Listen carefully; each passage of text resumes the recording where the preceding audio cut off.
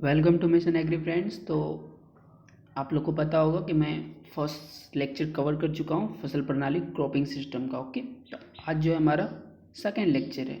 तो मैं बीच में 11th का एक लिया था, लेकिन अब वो बीच में डिस्टर्ब नहीं करेगा और मैं चाहूँगा वीक में बस 1 से 2 11th कर लूँ। ओके, इसलिए मैं ये लेक्चर 2 दिन ड्रॉप किया। ओके, तो ठीक है, अब हम रेगुलर रहेंगे। ठीक, और बात करेंगे हम फसल प्रणाली और क्रॉपिंग सिस्टम पे। तो मैं स्टार्ट करने से पहले, आपका सेकेंड लेक्चर लेने से पहले आज का लेक्चर थोड़ा मैं रिवीजन भी करा दूंगा। ओके, क्योंकि मैं कुछ लेट किया हूँ, तो उनसे आप लोग अगर भूल गए होंगे तो रिवीजन हो जाएगा। तो चलिए, आपको मैं कुछ क्वेश्चन पूछता हूँ, उसका आंसर आप कमेंट सेक्शन में करोगे, वो करना है। ओके, बहुत ही मोस्ट पीवीआई क्वेश्चन है, बहुत इंपॉर्टेंट क्वेश्चन है जो आपको 12th बोर्ड और कंपटीशन एग्जाम में पूछे जाएंगे। ओके, तो आपका फर्स्ट क्वेश्चन है, फर्स्ट क्वेश्चन मैं पूछ रहा हूँ वो है,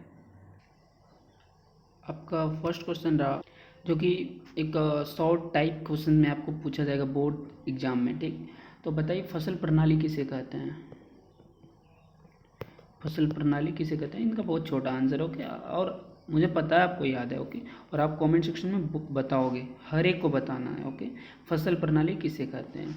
और आपका सेकंड क्वेश्चन मैं पूछ रहा हूँ जो कि है, आप बताओगे कृषि वर्ष क्या होता है?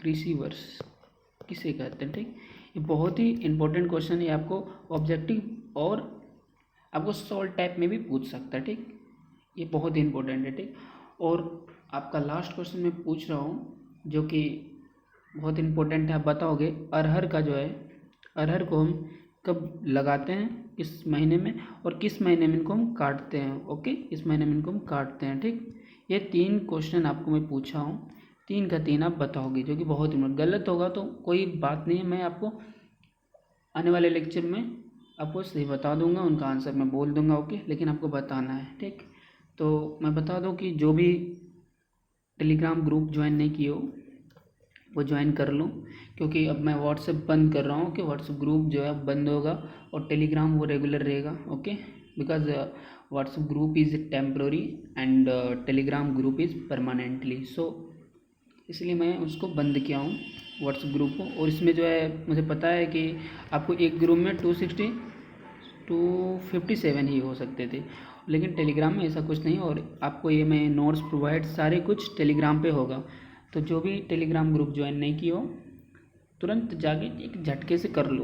ओके, जो कि नोटिस था मैं दे चुका हूँ। ओके, और आपको मैं बता दूँ कि ये 3rd चैप्टर है, ये मैं डीपली मज़ेदार तरीके से पढ़ेंगे इसको हम, और एक एक पॉइंट्स इसका हम कवर करेंगे। और जब ये चैप्टर हम कंप्लीट कर लेंगे, जब ये कंप्लीट हो जाएगा तो मैं क्या करूँगा, एक आपको शॉर्ट की नोट्स दूंगा, शॉर्ट की नोट्स दूंगा जिनको आप देख के पूरे के पूरे चैप्टर आप बता सकते हो। ओके, तो इसके लिए आपको क्या करना है, तो इसके लिए एक ही काम आपको करना है, इस वीडियो को जो है लाइक करो, शेयर करो, इस चैनल को ज़्यादा से ज़्यादा शेयर करो। ओके, और अगर ज़्यादा हो गया तो देखो आप लोग को एग्रीकल्चर देख के आप बना लोगे। ओके, और मैं कुछ अपडेट्स भी लाऊंगा। ओके, तो चलिए स्टार्ट करते हैं, एक बार रिवीजन कर लेते हैं हम। आपको पता होना चाहिए, मैं पिछले लेक्चर में फसल प्रणाली पे बात करा था, जो कि हमारा फर्स्ट लेक्चर था। ठीक, और मैं एक रिवीजन करा दूँ आपको कि फसल प्रणाली के बारे में। तो चलिए, फर्स्ट पॉइंट है जो कि बहुत इंपॉर्टेंट है, फसल प्रणाली का जो है बनावट निर्धारण करने का कारक। ठीक, मैं बता चुका हूँ, लेकिन एक बार मैं रिवीजन करा दूँ। देखो, अगर किसान जो है आर्थिक स्थिति से जो मजबूत है, ओके, और तो वो अधिकांश क्या करेगा, वो नकदी फसल या जो ज़्यादा फल देने वाली फसल है उनका वो चुनाव करेगा। ओके, और इनका दूसरा पॉइंट हुआ, आपको वो फर्स्ट पॉइंट हुआ। दूसरा पॉइंट की बात करें तो अगर हमारे शहर के निकट जो है चीनी मिल हो, ठीक, या वनस्पतिक तेल उद्योग हो, तो वहाँ गन्ना और तेल वाली फसलें, तिलहनी फसलों जो है उनका चयन करेंगे। ठीक, और जो कि अच्छा रहेगा। और हम तीसरा पॉइंट की बात करें तो तीसरा पॉइंट हमारा है कि अगर मिट्टी दोमट हो और वहाँ पे जल निकास हो अच्छा रहता हो, जल निकास जो है वो अच्छा रहता हो। ठीक, तो उस स्थिति में हम लगभग हर तरह की फसल को हम लगा सकते हैं। ठीक, ये पॉइंट हुआ आपका कारक का। ठीक, तो चलिए आगे बात करते हैं। आपको दिखाई पड़ रहा है फसल प्रणाली को हम 2 प्रकार में बांट लिए हैं। एक है हमारा एक फसलीय मोनोक्रॉपिंग, एक हमारा बहुफसलीय, ओके, मल्टीपल क्रॉपिंग सिस्टम। तो हम बात करें मोनोक्रॉपिंग की, तो देखो मैं एक शॉर्ट रिवीजन करवा रहा हूँ, ओके, इसलिए मैं तुरंत आपको झटके से बता दिया हूँ, और आई थिंक आपके दिमाग में भी तुरंत बहुत जल्द आपको डूब गया होगा, समझ गए होंगे आप। और जो भी कुछ नहीं समझ में आता है, कुछ भी ऐसा है, तो कमेंट सेक्शन में आंसर दो। लेकिन जितना मैं पढ़ा चुका हूँ उतना ही, ऐसा नहीं कि आप आगे आगे बढ़ोगे, आगे आगे बढ़े हो और मैं आपको पढ़ाया ही नहीं हूँ, ठीक। जो पढ़ाया हूँ बस उसको पूछना, और हर एक को जो क्वेश्चन पूछता हूँ उनका आंसर आप दिया करो, ओके, ठीक। और ज़्यादा से ज़्यादा शेयर करो यार, शेयर करो, ठीक। तो चलो देखो, एक फसलीय प्रणाली का बात करें तो अगर हम एक वर्ष में एक खेत में हम एक ही फसल उगाएंगे, एक वर्ष में जो है एक ही फसल हम उगाएंगे, ठीक। किसी खेत में जो है एक वर्ष में हम एक ही फसल उगाएंगे, ठीक। तो उसको हम बोलेंगे ये एक फसलीय प्रणाली के अंतर्गत आएगा, उसको हम क्या बोलेंगे, एक फसलीय प्रणाली के अंतर्गत आएगा, ठीक। और अगर हम बात करें तो इनका कारक का बात करें तो इनका दो कारक है, ठीक। फर्स्ट कारक का बात करें, हम फर्स्ट कारक का बात करें तो खेत का जो है स्थिति वो किसान का आर्थिक व्यवस्था पे होना चाहिए, ठीक। और हम इसका सेकेंड पॉइंट्स की बात करते हैं, फसल का जो है अवधि जो है पकने की वो बहुत ही ज़्यादा होना चाहिए, ठीक। ये हमारा इम्पोर्टेंट फैक्ट्स है, ठीक। ये बात हम इस पे की। और हम बहुफसलीय प्रणाली की बात करें तो बहुफसलीय प्रणाली में आपको बता चुका हूँ, यदि किसी खेत में एक वर्ष में दो या दो से अधिक फसल ले तो वो बहुफसलीय प्रणाली के अंतर्गत आएगा। और वर्ष में दो फसल का उदाहरण मैं आपको बता चुका हूँ, इस सारे में बता चुका हूँ, ठीक। तो अब चलिए आगे बात करेंगे हम। आज का टॉपिक हमारा फसल चक्र रहेगा, ठीक, क्रॉप रोटेशन, इस टॉपिक पे हम बात करेंगे। तो ये उतना इम्पोर्टेंट ये टॉपिक नहीं है, बट आपको इसका एक समरी पूछ सकता है, ओके, एक समरी आपको एक लाइक एज टिप्पणी टाइप में आपको पूछ सकता है, ओके, फसल चक्र क्रॉप रोटेशन, ओके। तो आई मीन आपको बस इनका एक समरी आपको समझ आना चाहिए। तो एक बार लेकिन आपको पढ़ना बहुत है, इनसे भी आपको 1 से 2 क्वेश्चंस निकलेगा, लेकिन ये मैनली नहीं पूछा जाता है, लेकिन फिर भी आप देख लो, ठीक। ये आपको 20% चांस तो रहेगा, ठीक। तो चलिए देखिए, अगर किसी खेत में जो है किसी नियत अवधि के लिए बहुत सारे फसल को इस उद्देश्य से फेरबदल कर लगाना कि भूमि की उर्वरकता जो है वो बने रहे और उपज में कोई भी महत्वपूर्ण कमी नहीं आए, तो वो फसल चक्र कहलाता है, ठीक है। 1 साल में भी हो जाता है और 4 से 3 साल में भी होता है, ठीक। अच्छा देखिए, ये इनका रहा, ठीक। तो यहाँ बात करें तो preplanned recurrent succession of crop is a plot in a fix period design to maintain fertility of soil without significant reduction in yield, that is called crop rotation, okay, this is crop rotation। और हम बात करें तो फसल चक्र जो है उसको हम कैसे चयनित करेंगे तो फसल प्रणालियों का एक समूह है, किसी फसल चक्र के किसी एक वर्ष में लगी क्रमिक फसल ले अपने आप में एक फसल प्रणाली होती है, ओके। अरे अपने आप में देखो, जितना अंडरलाइन किया है बहुत ही इंपॉर्टेंट है। और अतः किसी खेत में, ठीक, के लिए जो है किसी खेत के लिए फसल चक्र बनाना बहुत ही आसान होता है, और पहले खेत विशेष के लिए जितनी संभव हो फसल प्रणालियाँ बना लेनी चाहिए। फिर हम तय करेंगे कि आपको कितने वर्ष तक का फसल चक्र बनाना है। मैनली एक फसल चक्र 2 से 4 वर्ष तक का होता है, ठीक। 1 वर्ष में भी होता है, लेकिन मैनली जो है 2 से 4 वर्ष तक होता है, ओके।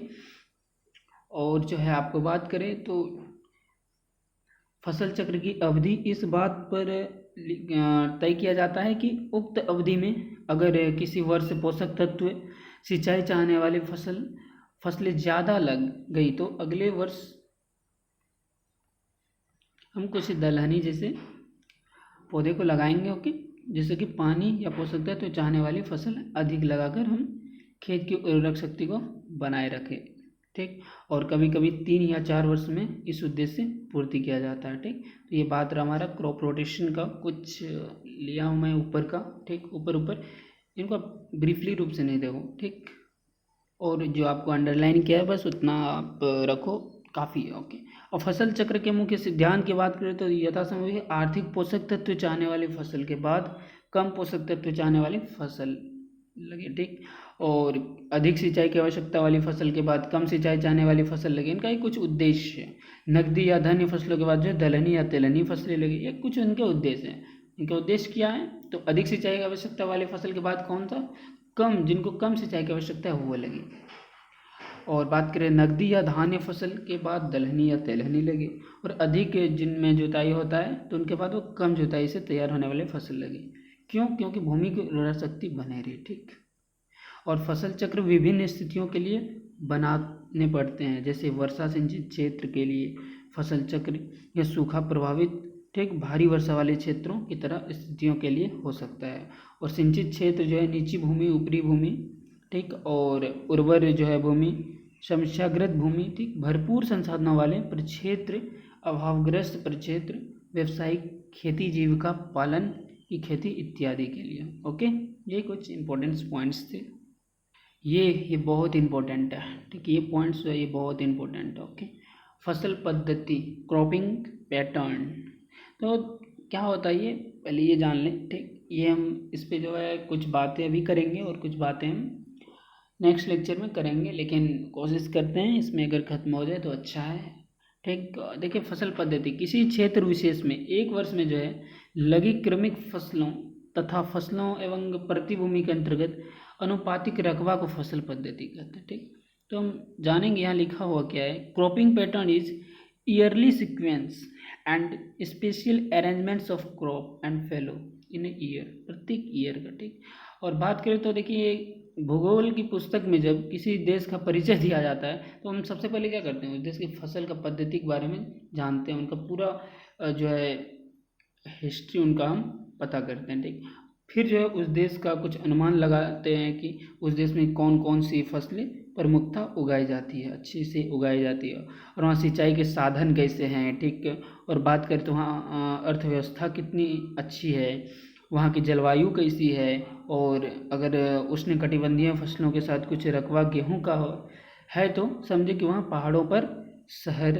है, और जो है शहर है। ठीक, इनको हिल स्टेशन बोलते हैं, और जहाँ का मौसम अपेक्षाकृत क्या होता है, ठंडा देखने को मिलता है, और समुद्री तट पर जो है मौसम ना ही ज़्यादा गर्म होता है ना ही ज़्यादा ठंडा रहता है। तो इनके कुछ जो है कारण दोनों प्रकार की कुछ फसलें उच्च अक्षांश और निम्न अक्षांश वाले भी फसल हमको देखने को मिलता है। ठीक, ये बात रहा, तो उसमें ऐड करेंगे वस्तुतः जो है फसल पद्धति किसी क्षेत्र विशेष में लगी सभी फसल प्रणालियों का जोड़ होता है। ठीक, virtually cropping pattern is the sum total of all the cropping systems adopted in the reported area.